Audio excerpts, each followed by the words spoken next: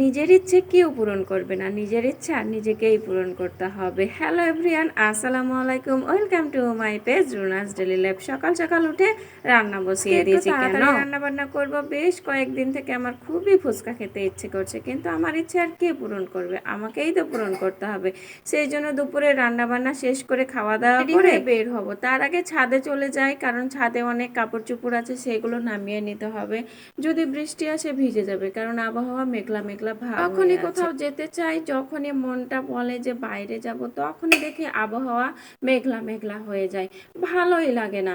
যাই ঝটপট করে নিচে নামি, আর তারপর রেডি হয়ে চলে যাব ফুচকা খাওয়ার উদ্দেশ্যে। এমনই আমার ভাগ্য, কপালে মনে হয় এগুলাই লেখা থাকে।